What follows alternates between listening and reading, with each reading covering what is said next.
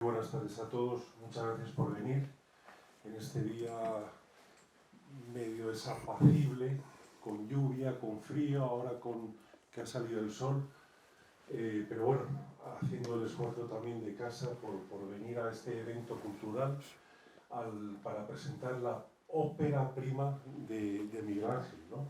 Al que todos vosotros conocéis, aunque lleva 20 años escribiendo. Esta es su primer hijo literario y esperemos que no el último. También me gustaría dar las gracias a la librería Neglí por dejarnos este auditorio. Y bueno, yo me imagino que muchos de ustedes habrán leído o por lo menos hojeado este libro, que yo le decía a Miguel Ángel hace un tiempo que a mí se me ha quedado corto, porque a mí me hubiera gustado que esas 100 páginas apenas que tiene este relato hubieran sido 200, ¿no? Porque realmente Miguel Ángel ha tenido la destreza de meterte de lleno como si fuera un relato que vendría a ser casi como una película, porque yo no sé lo que ustedes qué experiencia habrán tenido en la lectura, pero yo lo que estaba viendo continuamente eran fotogramas de, ojalá, una futura película o una obra de teatro. Como saben, Miguel Ángel lo que ha hecho es ficcionar los últimos días de vida de Albert Camus, cogiendo como referencia las declaraciones del pastor Muma, en donde una de las últimas conversaciones entre el premio Nobel y este pastor metodista le decía que quería o tenía una ansia de trascendencia y por lo tanto de atrapar la fe. A partir de ese hecho sorprendente que pocos saben, Miguel Ángel ha trazado, vuelvo a repetir, yo creo que el día de mañana esto está llamado, este pequeño relato está llamado a ser indudablemente un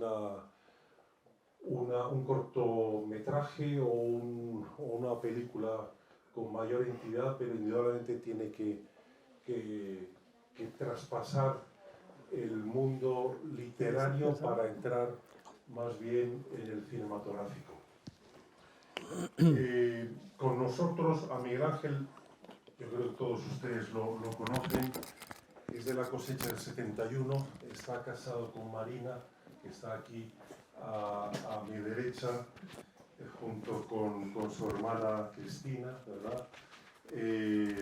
Está casado, tiene 3 hijos, creo que está Claudia, ¿no?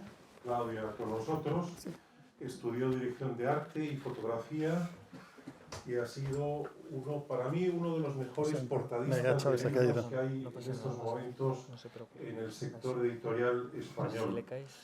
Y yo, por supuesto, que además de ser editor de Miguel Ángel, soy compañero y al que le encargo continuamente muchas de sus producciones y portadas. Ha sido director de varias editoriales, una de las últimas era Facebook, y en el 2018 creó el sello independiente Bookman. Esta es su ópera prima. Y ya de paso, para no consumir mucho tiempo, voy a presentar también a Fernando López de Rego, que está aquí con nosotros y que hay que agradecerle especialmente que haya hecho un esfuerzo de venir desde Alicante para estar hoy presentando el libro de Miguel Ángel. Él es abogado, ha ejercido muchos años la profesión aquí en Madrid, en el bufete de Óscar Alzaga y Gregorio Marañón, en Barcelona con Garrigues Walker. Ha entrado en el servicio de la Unión Europea y fue uno de las personas que ayudó a España a que entrara, ¿verdad, Fernando, en la Unión Europea, en todo ese trabajo tremendo para llegar a última hora. También ha trabajado en el área de cooperación y relaciones exteriores, en particular con África e Iberoamérica, y ha impartido infinidad de cursos, seminarios sobre temas políticos, jurídicos, sociológicos y también espirituales. Es premio Hermès del 2016 por su comunicación generosa, por su capacidad mediadora y negociadora en pro de las buenas relaciones nacionales e internacionales y por su profundo y exquisito conocimiento del ser humano y de la humanidad que comparte y comunica en múltiples conferencias por todo el mundo. Hasta el momento ha publicado 3 libros: Teresa de Calcuta, La persona, justamente en Facebook, cuando Miguel Ángel dirigía la editorial; Isabel, una mujer sin miedo, en Agua Clara; y el penúltimo, podríamos decir, Fidel y el más allá, el hecho religioso en Cuba, porque el último libro, si Dios quiere, se va a publicar en 15 días o 3 semanas y se llama Al comulgar, y es un ensayo justamente sobre la comunión. Bueno, y ya sin más, paso la palabra a Fernando. Muchas gracias y muy buenas tardes a todos. Es para mí de verdad una gran satisfacción estar aquí pudiendo participar en el lanzamiento de la sorprendente ópera prima de Miguel Ángel Blázquez. Por tanto, lo primero que quiero hacer es darte las gracias por haberme traído hasta aquí.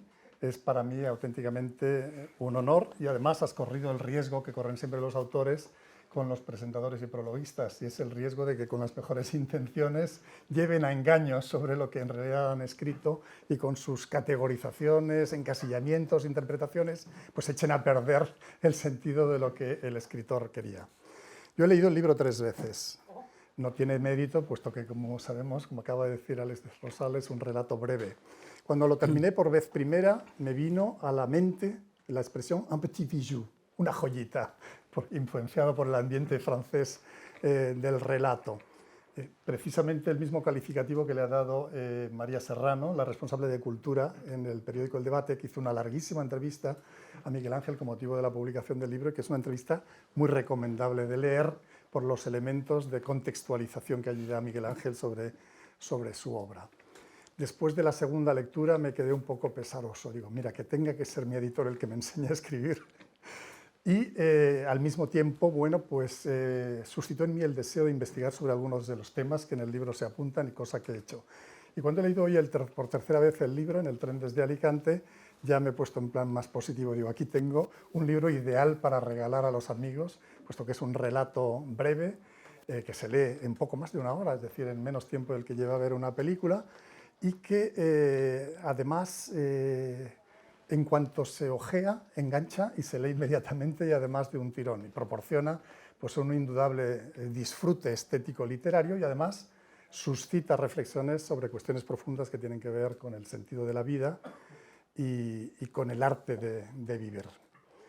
Es un relato breve, como decimos, concretamente es un relato de ficción, pero basado en hechos reales. Los hechos reales, como acaba ya de decir Alex Rosal, pues son los 2 últimos días de la vida de Albert Camus hasta que falleció en un trágico accidente el 4 de enero de 1960. Venía, junto con su editor y amigo Michel Gallimard, de pasar unos días de vacaciones de fin de año en la finca que se había comprado con el importe del premio Nobel en Provenza, cerca de Marsella, la ciudad más argelina de Francia en muchos sentidos.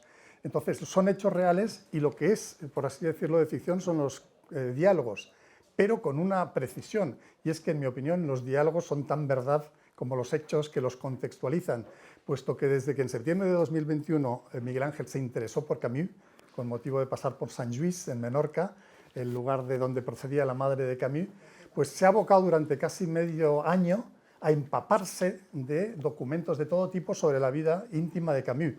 Por tanto, no ha estudiado propiamente su obra, sino que lo que ha buscado han sido biografías, retratos, entrevistas radiofónicas, fotografías, epistolarios. Se ha leído las 800 cartas que intercambió con María Casares en Francia, y en consecuencia se ha empapado de Camus y ha trasladado lo que ha percibido de Camus a esos diálogos, que por tanto, aunque de ficción, son en realidad extraordinariamente reales, son la quinta esencia de la vida íntima de Camus.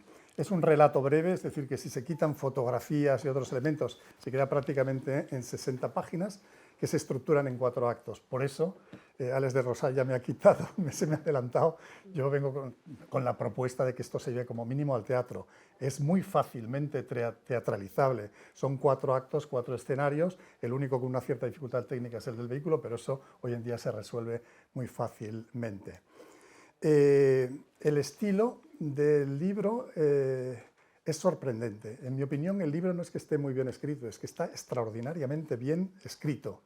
El estilo redaccional, claro, terso, fluido, ligero, está en las antípodas de lo ampuloso o de lo farragoso y resulta en una prosa directa, hermosa, que hace la lectura muy cómoda, muy agradable.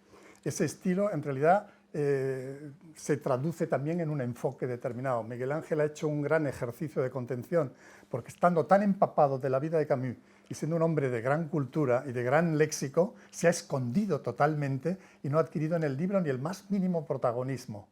Todo queda para los diálogos.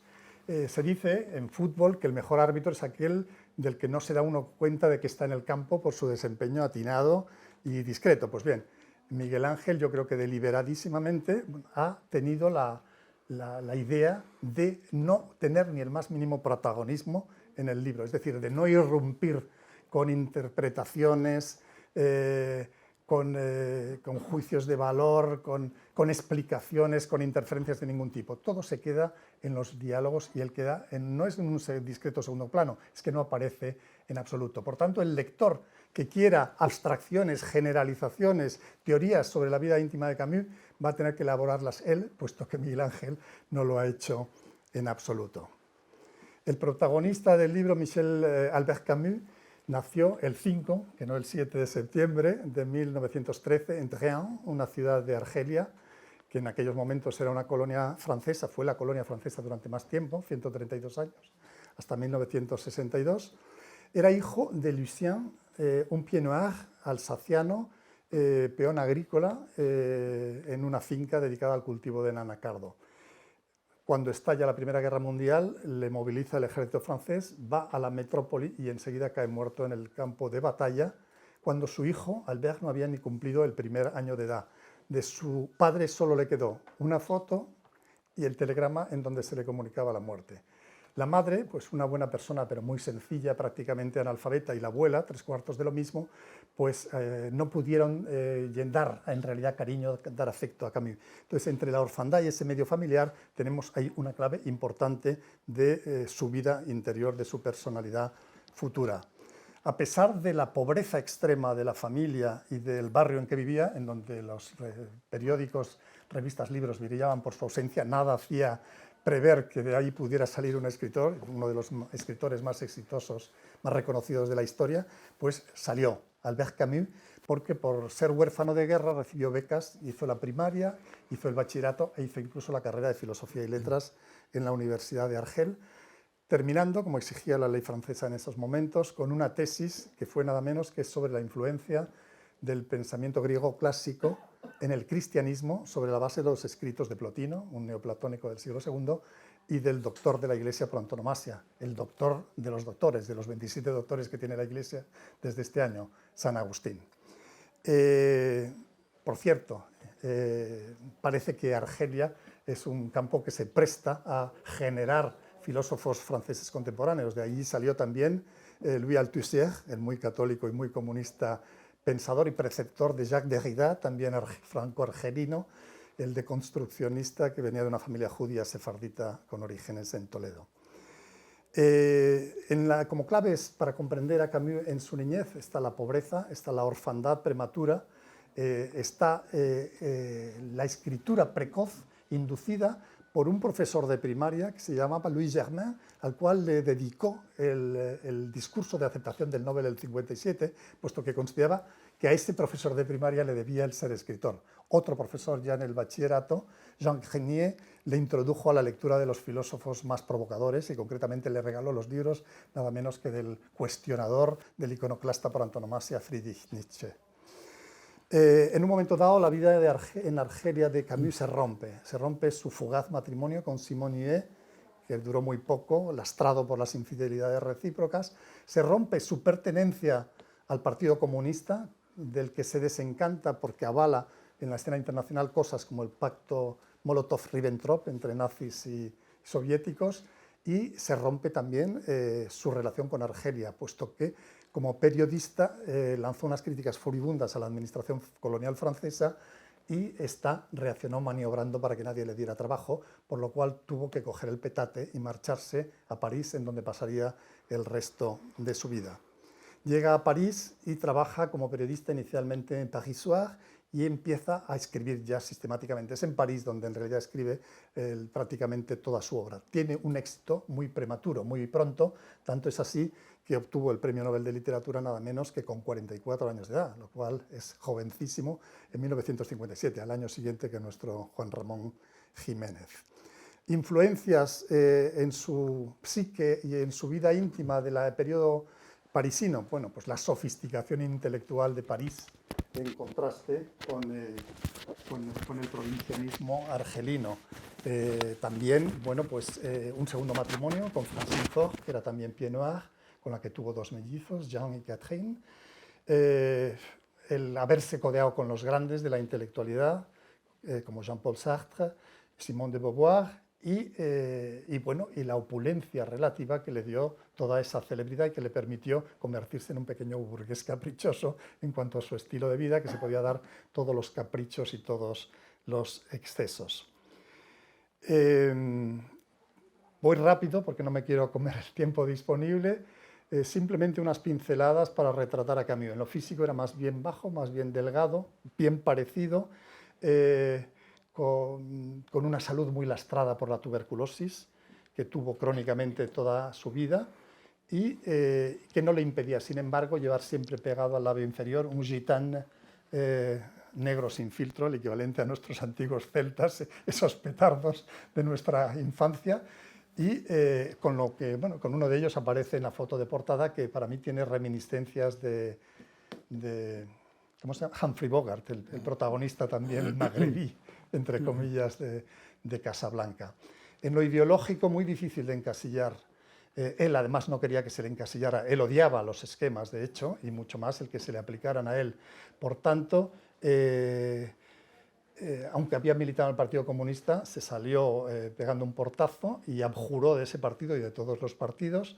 Se le clasificó con Sartre del gran existencialista y él se negaba a admitir esa catalogación.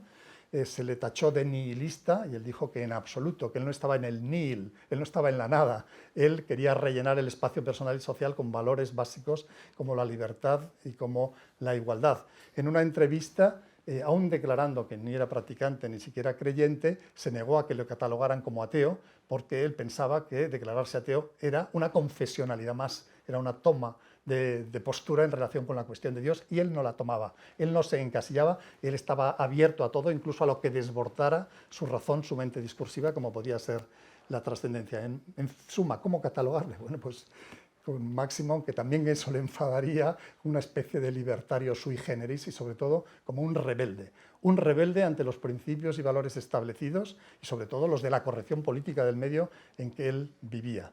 Era un hombre que era un rebelde y de hecho, bueno, pues su libro, tal vez su ensayo más conocido, es L'Homme révolté, el rebelde, en donde teoriza brillantísimamente sobre el hecho de que lo que libera al hombre auténticamente, al ser humano, no es la revolución de las masas, como propugnaba, por ejemplo, Sartre, sino que es la actitud individual de rebelión ante todo lo que nos circunscribe, ante todo lo que podemos cuestionar y normalmente no cuestionamos porque lo damos por hecho. Como psicología, bueno, pues en línea con ese espíritu ideológico rebelde, era un caos en su vida. Era un hombre, en fin, al que se le coge cariño, pero contradictorio, incoherente en algunas de sus cosas, pero en el fondo entrañable, creo yo. Y esa misma rebeldía lo hace simpático, pues que era una rebeldía ante un medio muy arrogante como era el de Jean-Paul Sartre y su séquito de marxistas que se permitían, a la ligera, avalar al estalinismo, avalar a Mao Zedong y avalar al castrismo, entre otras cosas, que son precisamente las categorizaciones o los racionalismos extremos que Camus tuvo la clarividencia de ver que eran extraordinariamente peligrosos.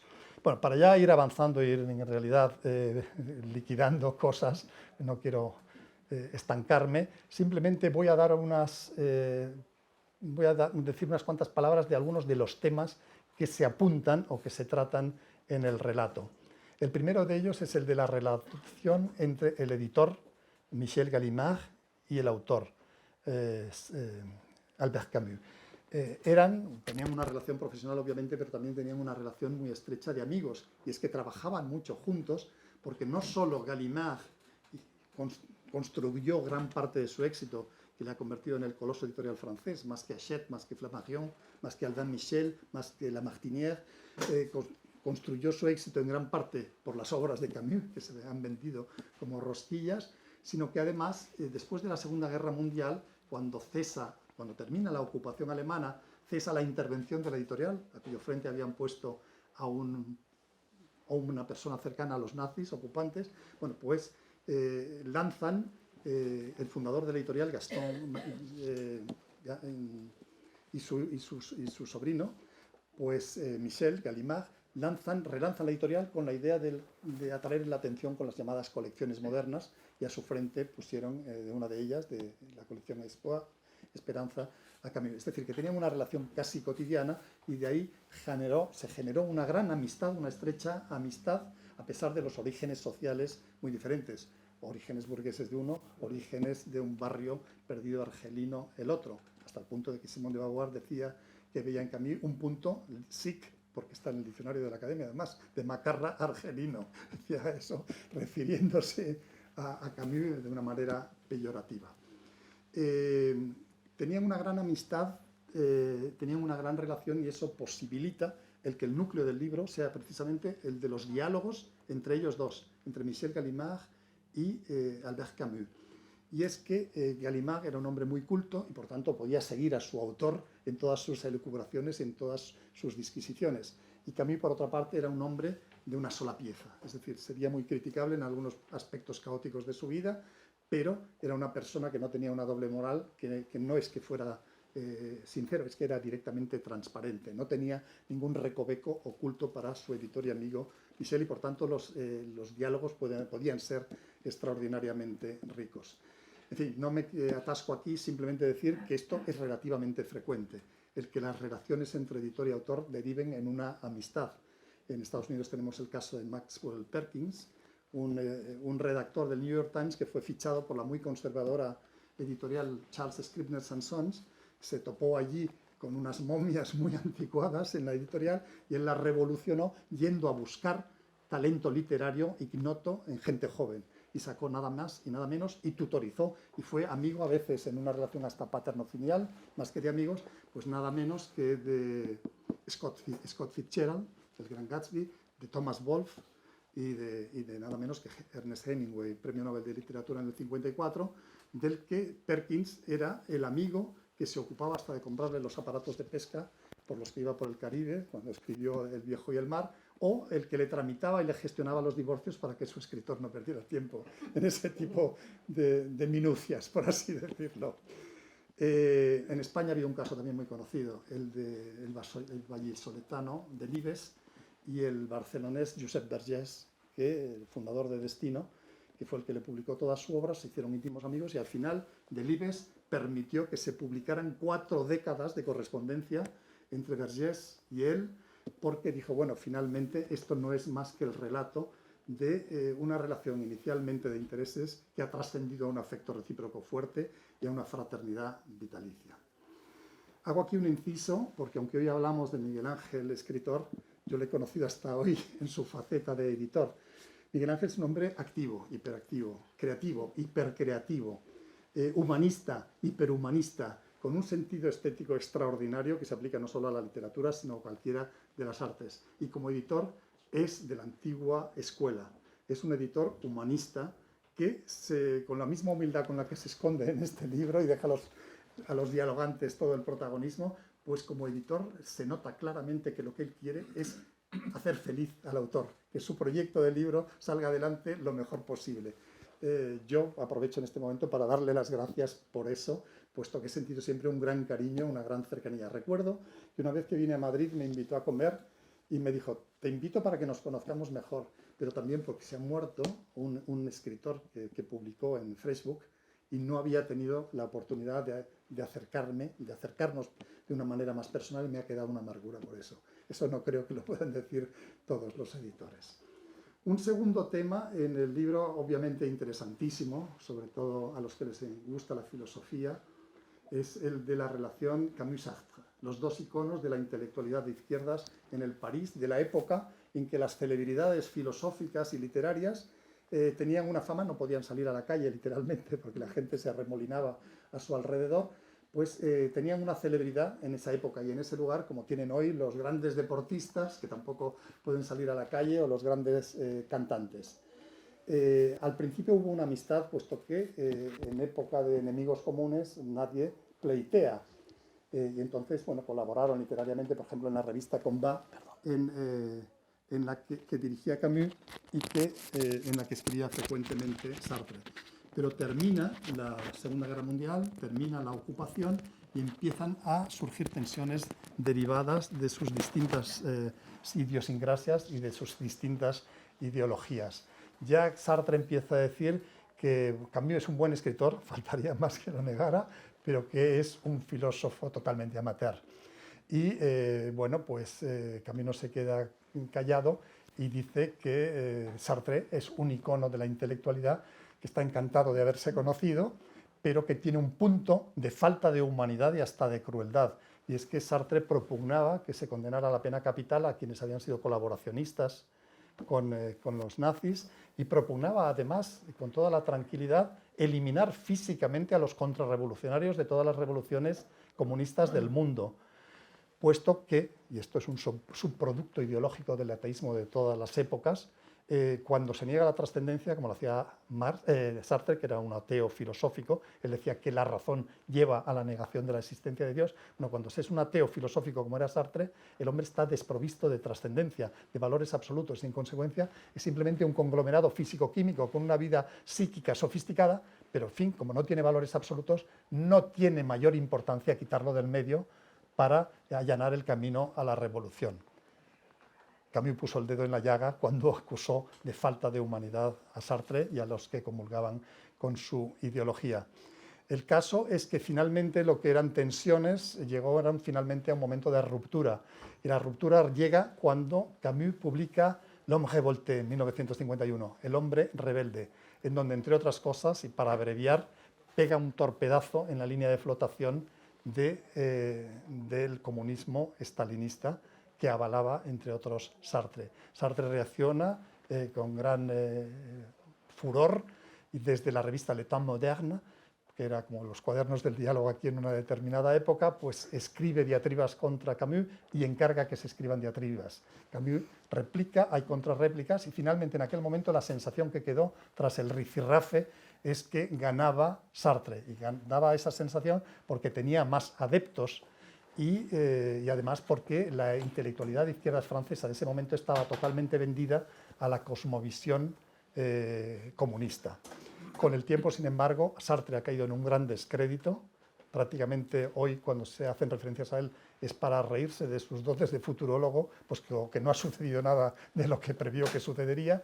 En cambio, Camus sí que se puede considerar que ha sido un buen futurólogo, puesto que fue quien alertó contra el gran peligro liberticida de los racionalismos extremos y de ese tipo de construcciones, como era concretamente pues el estalinismo, el maoísmo o el castrismo.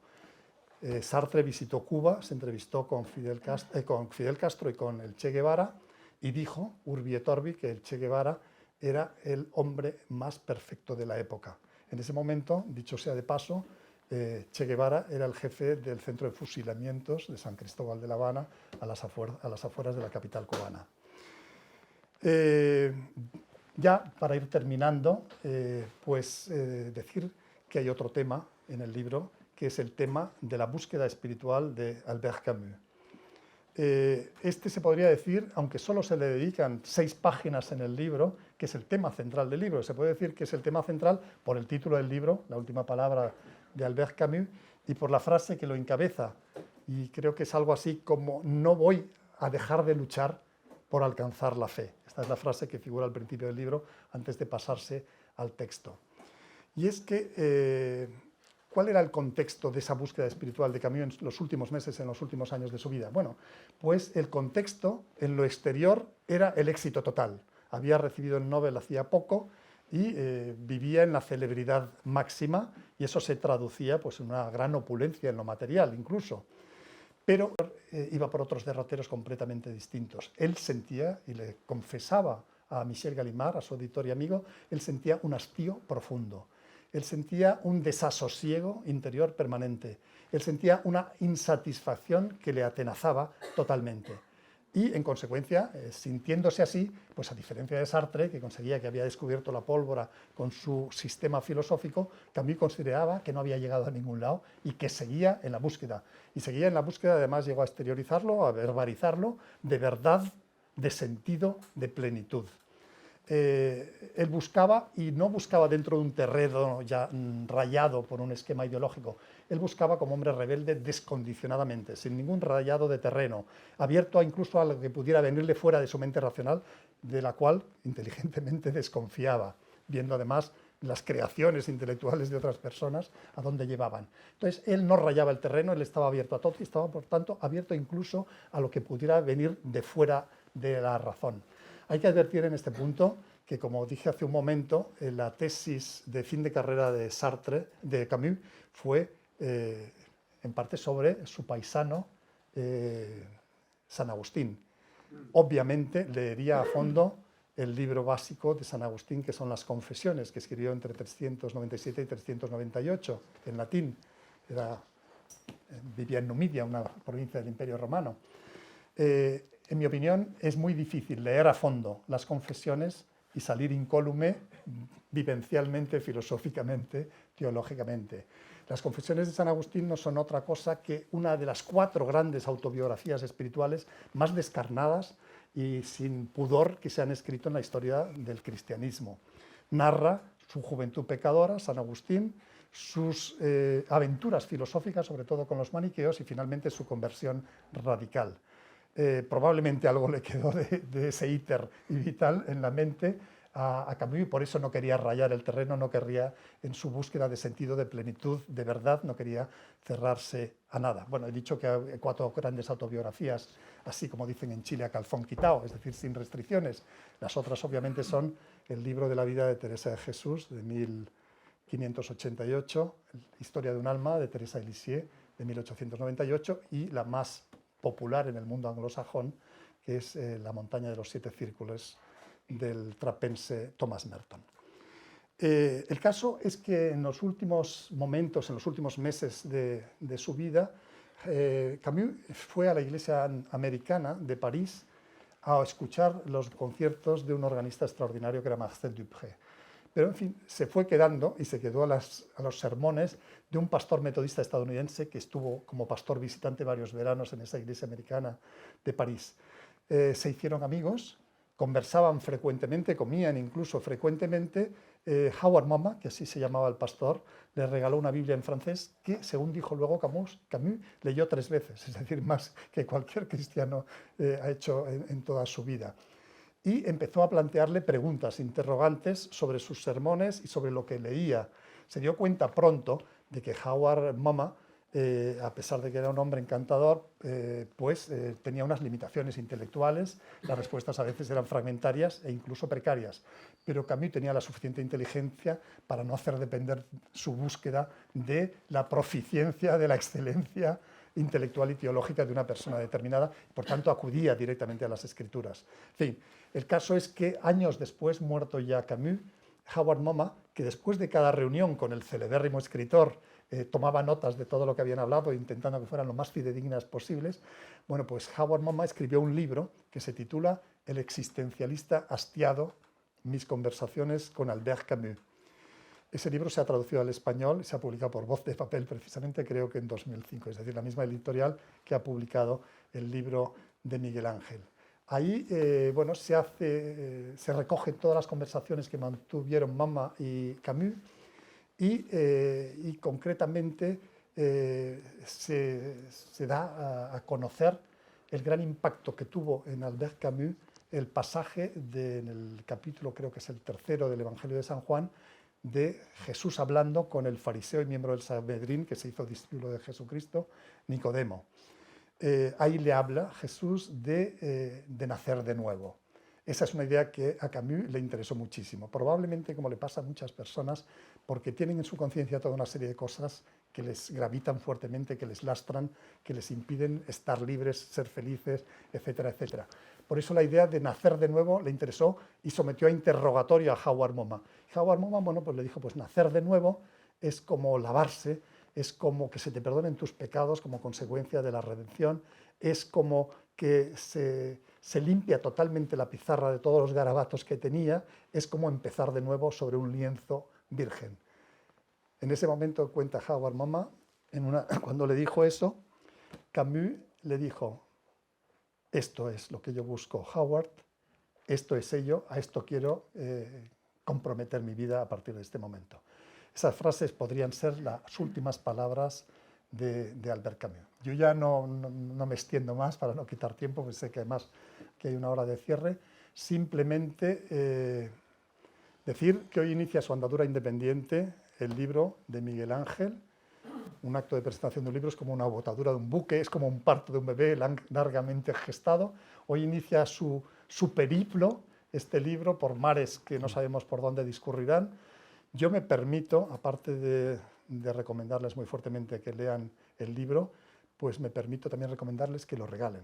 Es un regalo precioso y además tiene las características ideales para ser el típico regalo que se lee y que conmueve. A Miguel Ángel le doy las gracias por traerme hasta esta silla y en nombre de los cientos, de los miles de lectores que se deleitarán con su joyita, pues le doy también las gracias porque ellos no lo podrán hacer casi nunca personalmente. Gracias por la atención.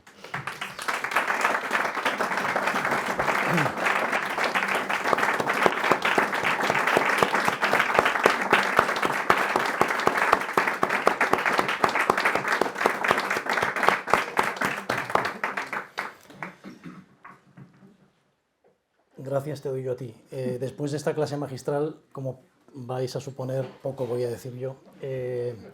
Sí que apunto de las cosas que Fernando ha dicho, que no me he leído las 850 y tantas cartas, he sobrevolado sobre ellas buscando sobre todo las expresiones, la relación, la personalidad de Albert Camus.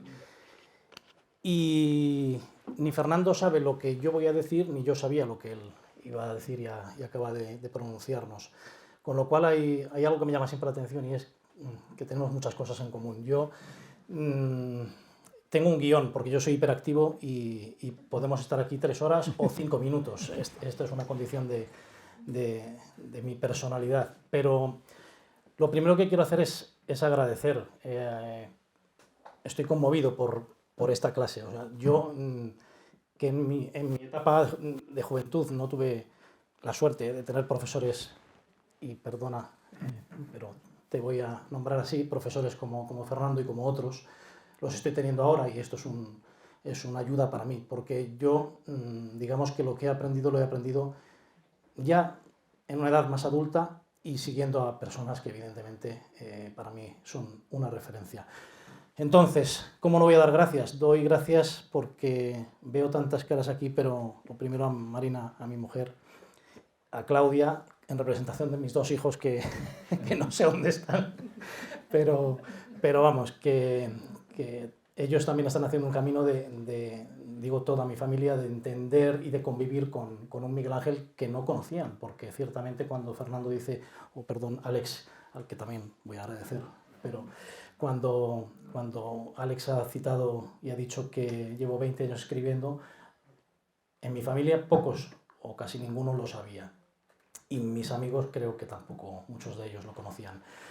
Te tengo que dar las gracias, pero sobre todo porque estamos ahora digamos, en una posición que yo no me esperaba, y es estar sentado a tu lado como autor y no en una mesa de trabajo diseñando libros o compartiendo nuestra pasión literaria. Con lo cual, a partir de ahora voy a coger el guión, porque si no ya empiezo a despistarme y me vais a disculpar que lo lea. Después de los agradecimientos a Alex y a Fernando por compartir conmigo la presentación, a todos los que estáis hoy aquí, a los lectores y al personal de esta librería que nos acoge. Gracias también a Ricardo, y a los empleados de la distribuidora, y a todos los que me habéis ayudado para poder escribir el relato que hoy se presenta. Hay personas que no han podido estar, a las que también tengo muy cerca. Y también quiero hacer explícito mi agradecimiento a Élida, que se ha dado una paliza auténtica de corrección del texto, y a Pilar, una amiga librera muy querida, que con su experiencia y su amistad me obligó a quitarme la chaqueta de editor para meterme en la piel del escritor. Sin ella este relato no sería lo que es. Ella siempre me dice, ¿lo has escrito tú? Sí, pero ella me ha ayudado, hemos tenido discusiones, me colgaba el teléfono y me decía, hasta que no vuelvas a la escena no vuelvas a llamarme, porque ella, que ha leído mucho y que sabe cómo es un relato, me ha enseñado a mí lo que es un relato. Y por supuesto a todos vosotros que estáis aquí. Sois muchas caras conocidas, muchos amigos, mucha familia, a mi familia política, a mi familia de origen, por supuesto. Diferencio esto porque en psicología es muy interesante entender cuál es la familia de origen y cuál es la familia política para aprender a quererlos a todos. Y no me voy a olvidar de mis amigos periodistas, y es una cosa muy llamativa porque yo les he entregado el libro a aquellos que trabajan en el medio periodístico y no les he pedido que escribieran nada, solo he querido que se lo leyeran. Y han sido muchas las reacciones, no quiero olvidarme a ninguno, a José María Zabala, a María Serrano del Debate, a Paco Serrano Oceja, a Cristina López Lichting, que está aquí con nosotros, a Adolfo Torrecilla de Hace Prensa, a Pablo Ginés y a Alex, que comparten trabajo en el grupo Libros Libres. Y si me dejo alguno, que me perdone. Fernando, sé que has cambiado tu agenda por estar hoy aquí y has viajado desde Alicante, tenías responsabilidades allí, recibías a gente en estos días, te lo agradezco muchísimo. Evidentemente, después de escuchar a Fernando, uno intenta no salir abrumado por el conocimiento y por la capacidad que tiene de no solo de recordar todas las fechas, algo que siempre me sorprende, sino sobre todo de diseccionar y del trabajo que ha hecho de leer el libro y no quedarse solo en una valoración literaria, sino que el trabajo que has hecho y en cierta manera yo intuía que se podía llegar a leer el libro en estos estadios, ¿no? Desde el literario, pasando por el psicológico, por el filosófico, por el espiritual. Hay estratos como para poder leerlo varias veces o una vez, pero intentando llegar a todos ellos. Con lo cual, te he pedido que presentaras el libro conmigo por muchas razones, pero sobre todo porque desde que nos conocimos he reconocido en ti que también escribes algo que me ha ayudado siempre. Tu seriedad a la hora de investigar, tu generosidad y tu humildad. Todo ello en una relación que comenzó siendo profesional y que ha traspasado las barreras de lo profano para vivir en lo humano. Como bien sabes, nos hemos confiado penas y alegrías y hoy estamos aquí juntos participando de este momento. Nos acompaña también don Felipe López Martín Loeches.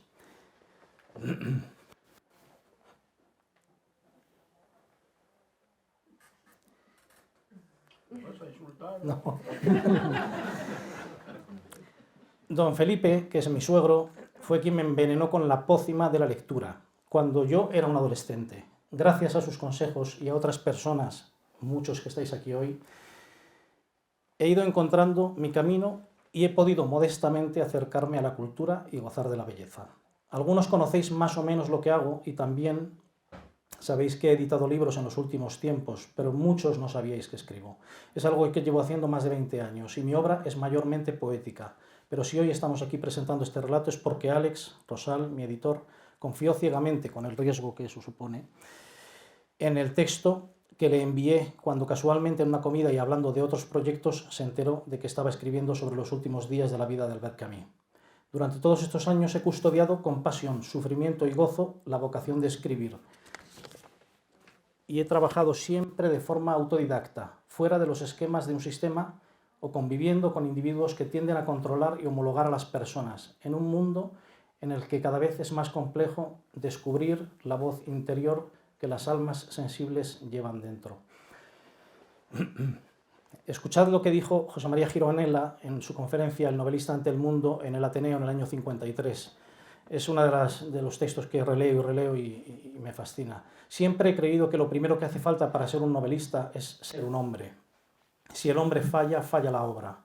Hace falta un armazón interior sólido, y en la medida en que ese armazón espiritual sea sólido, la obra será duradera. Nunca he creído en la afirmación tal hombre fue inferior a su obra. ¿Qué significa esta frase? Nadie puede dar lo que no lleva dentro. Luego creo que lo que hace falta es tener vocación, vocación en el sentido pleno, en el sentido tantas veces hablado de no poder vivir sin escribir. Sentir que la sangre se convierte en tinta, que en los dedos le brotan a uno plumillas en vez de uñas, necesidad absoluta de expresarse.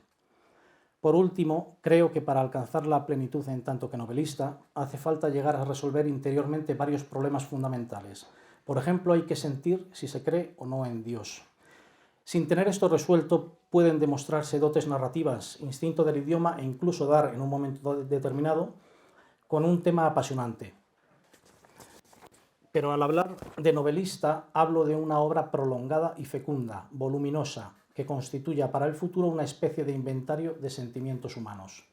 Es evidente que yo estoy al inicio de un camino muy largo. Muchos me han dicho tras leer el relato, sigue escribiendo, y eso intentaré. La vocación de escribir es lo único que me permite perseverar. Escribir un libro es como concebir un hijo, que misteriosamente deja de ser tuyo nada más nacer, del que tienes que desprenderte. Cuando lo entregas a la imprenta, sientes un temor último de separarte de lo que has cuidado y llevado tantos meses en tus entrañas, pero es ya una criatura que tiene vida propia. Esta es mi experiencia. Lo que ha sucedido desde que el libro empezó a llegar a los lectores es algo que ya no depende de mí. Para terminar, quiero compartir con vosotros el epílogo que escribí. Aquí pido permiso para hacerme un poco presente, cosa que, como Fernando ha dicho, no he hecho en el relato, también ayudado por quienes me han aconsejado. Y que finalmente no se publicó en el relato, pero hoy que estáis aquí lo comparto con vosotros. Albert Camus ha pasado a la historia sin envejecer, en la flor de la vida y de su creación. Mi obra aún no ha comenzado. Son palabras del propio Camus. En los últimos años, antes de una muerte no elegida, dio un giro de timón inesperado y comenzó su particular travesía de acercamiento a la fe, según el testimonio de gran valor biográfico que nos dejó Howard Mumma en el libro ya citado. Voy a seguir luchando por alcanzar la fe, le dijo Camus a Mumma la última vez que se vieron. Después Camus falleció. Esto que sigue lo digo yo.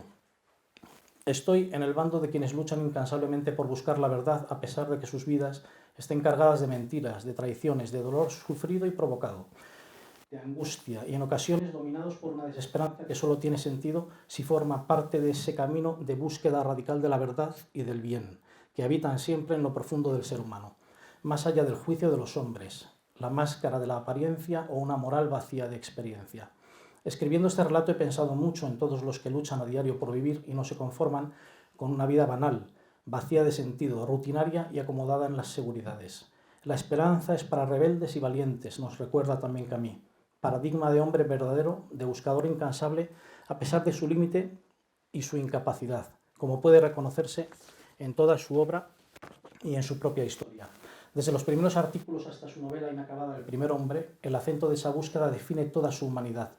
Una búsqueda sin tapujos que a buen seguro le trajo no pocos sufrimientos.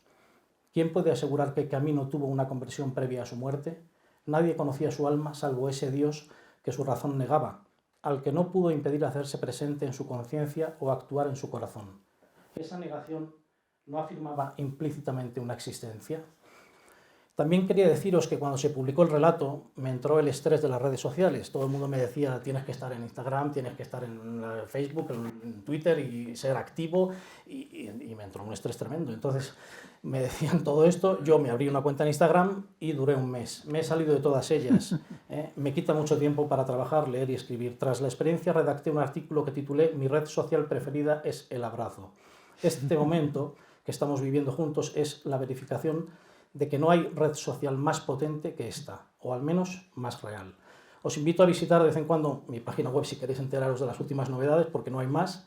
Ahí voy subiendo lo que va sucediendo y por supuesto os invito, como ha hecho Fernando, a leer el relato. Hoy tenéis aún aquí disponibles ejemplares de la primera edición, porque la segunda ya está en el mercado y la primera se agotó en 15 días. Lo que pasa es que la librería hizo acopio de ejemplares para la presentación.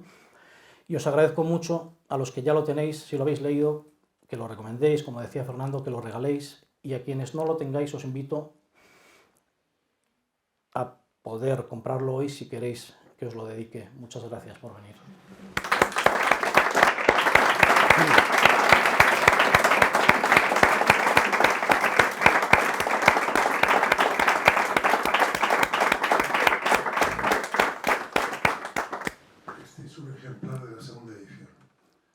cual luego en todo caso, bueno, tú lo regalas a quien consideres. Si os parece, abrimos una ronda de preguntas. ¿Quién rompe el hielo? Esto no estaba previsto, ¿eh? Bueno, ya que estamos aquí tan bien, no sé si los responsables de la librería vamos bien de tiempo, ¿no? Bien justo. Bien justo, bueno. Pues entonces yo creo que vale la pena, Cristina. Sí, por meter el dedo en el ojo, comentaba Fernando que hay varios temas en el libro, la relación con el editor, con Gallimard, la relación efectivamente consigo mismo y con su Dios. Hay otro asunto que también se plantea, que es el problema de él con las mujeres, ¿no? Que es un asunto interesante porque después en las conversaciones he abundado con Miguel Ángel en esa cuestión. Podías extenderte también en ese tema. Él podría pasar por un perverso casquivano, ¿no? Y sin embargo es parte también de su búsqueda. Bueno, de esto ya hemos hablado efectivamente. Se le ha tildado de mujeriego a Camus. Cuando uno profundiza en la vida de Camus desde su primera infancia hasta que muere, el 4 de enero de 1960, sobre todo percibe que tiene una carencia afectiva brutal. Una carencia que hoy en día, dejándose ayudar, se puede resolver, se puede vivir con esa carencia, pero él, si no me equivoco, no hizo un camino, por ejemplo, de terapia psicológica, de dejarse ayudar en ese sentido, y lo que hacía era buscar en las mujeres, en el afecto de las mujeres, en el abrazo de las mujeres, en el beso, en la instintividad de las relaciones, esa falta. Él en realidad buscaba el afecto de su madre, el abrazo de un padre que no tuvo, y por supuesto él es Albert Camus y no le he podido conocer personalmente como para debatir acerca de si eso realmente era para él motivo de satisfacción o motivo de sufrimiento. Yo creo que más bien lo segundo, aunque hubiera una satisfacción puntual. No sé si... Bueno, has metido el dedo en la llaga más que en el ojo.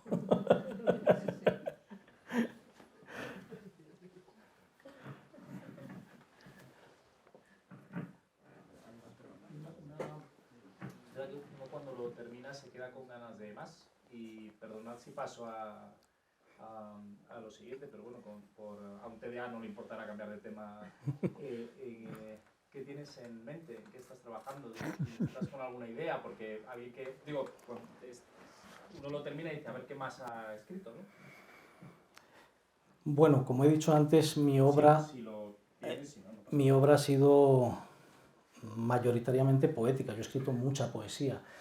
Este es un formato nuevo para mí y me ha abierto un horizonte posible para un TDA, para un hiperactivo y una persona con déficit de atención. De hecho, hay por ahí algún gazapo interesante, pero sobre todo yo lo relaciono con esa hiperactividad que muchas veces dices algo y tienes que ir verdaderamente a investigar porque mezclas muchas cosas. Pero bueno, volviendo a lo que me preguntas, David, claro que tengo cosas, lo que pasa es que tengo tantas que no sé por dónde empezar. Entonces, sí te diría que este formato me ha abierto ese horizonte como para... En su día yo tuve una idea para montar unos encuentros que se llamaban, además está aquí don Rogelio Rovira, al que nunca se lo llegué a proponer, pero me hubiera gustado hacer aperitivos de filosofía, es decir, pequeños momentos para que alguien que no conoce a un escritor, a un autor, a un pensador, pueda empezar ese camino de conocimiento.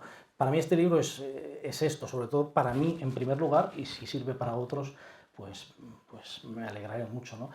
Sí, tengo cosas en mente. He empezado ya a escribir. Tengo 2 novelas extensas, inacabadas, que vienen de años atrás, pero hay novelas que seguramente no se publiquen post-mortem.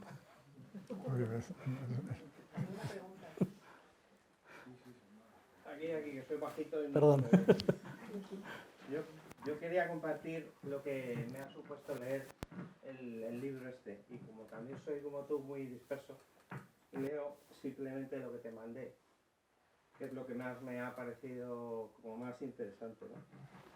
Le decía, me encanta el episodio en el que se habla de la vocación y el deseo, en el que la conversación entre Camille y la chica esta, ¿no? Dice, yo te diría que seas fiel a tu deseo, hagas lo que hagas, y apuesta toda una carta. La vocación es algo muy real y está presente en todo lo que haces.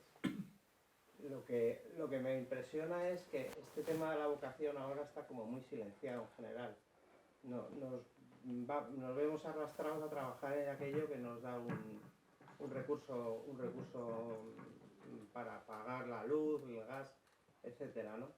Y se trata de vivir la vocación aunque no puedas vivir de eso.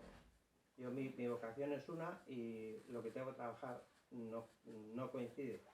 Pero custodiar ese deseo grande te permite vivir tu trabajo, que no es de lo que te permite vivir del trabajo de una manera en paz.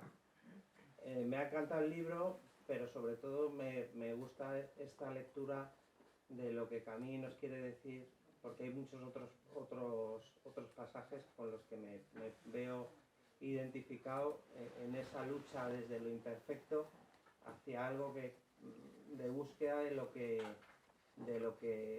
te llena, ¿no?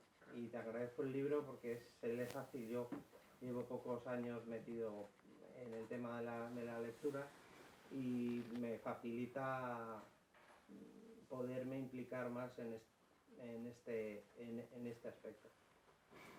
Pues muchas gracias.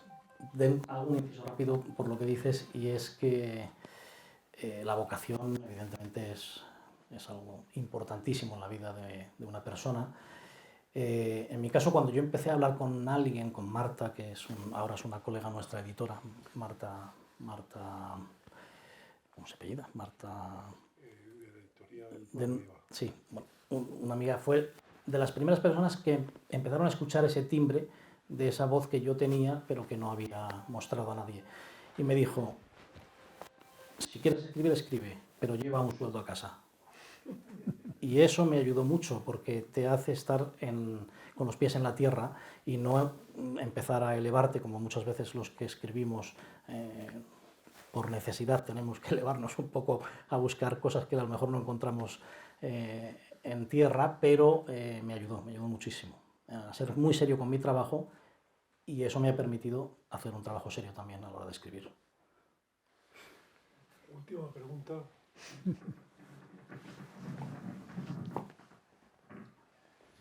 No decir, en cuanto a la personalidad y lo que ha hecho y lo que va a hacer mi yerno o mi hijo, que creo que en él nació la vocación, y la vocación junto a la voluntad mueve el mundo. Yo he escrito muchísimo. El que es abogado lo sabe. Se lo decía, yo no escribo porque me gusta mucho leer. Te lo he dicho siempre. Por eso no escribo. Porque he hecho miles y miles y miles de folios en demandas. Llevo 50 años o 60 de abogado. Yo te conozco a ti y tú a lo mejor a mí, de Óscar Alzaga y todo eso. Son tiempos pasados, pero me suenan. Me suenan de muy poco porque estoy perdiendo la memoria. Pero repito, esa vocación, en cierto modo, se la inculqué a él porque es que pasa una cosa. Yo he escrito también algunas cosas, él lo sabe, no voy a hacer referencia a las mismas, pero yo cuando llego a una librería, como esta, por ejemplo, siento algo como los borrachos que entran en la taberna. Palabra de honor. O sea, me siento en mi casa, no sé. Digo, qué maravilla que esto esté desapareciendo. ¿Por qué es que está desapareciendo? Coges a los chavales en este momento con tanto internet y con tanta tal, y no saben lo que es esto. Pero yo entro aquí y me pongo malo. Y eso lo llevas tú también en las venas. Deseo que siga siendo así, porque vas a hacer grandes cosas.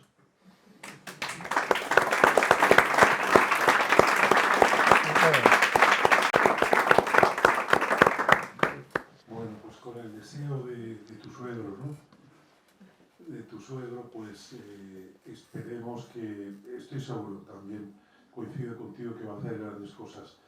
No hemos dicho que la última palabra de Albert Camus es el primer volumen de una colección que Miguel Ángel ha creado, Voz de papel primen, que él dirige.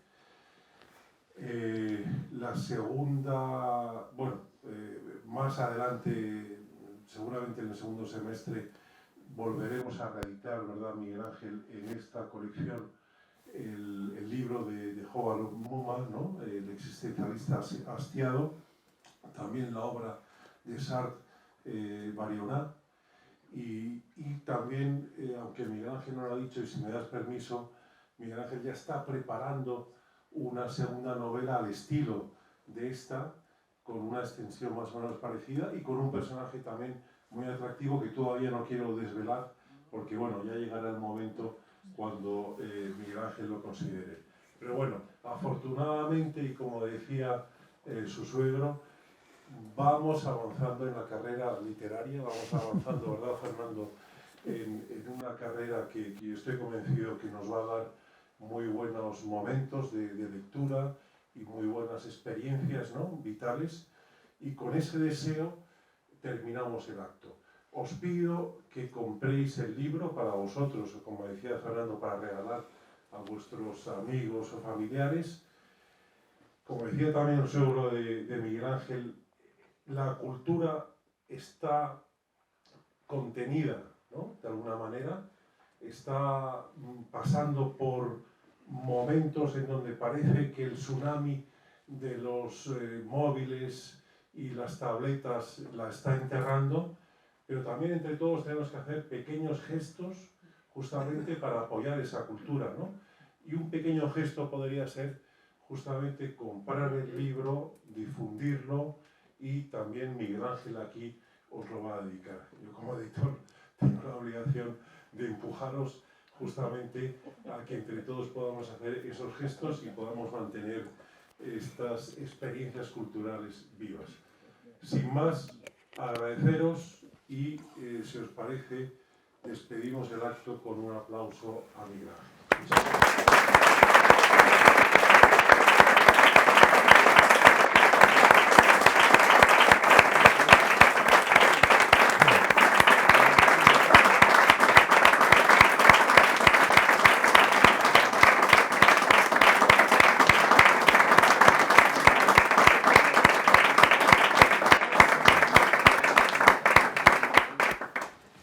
Quédate aquí para firmar.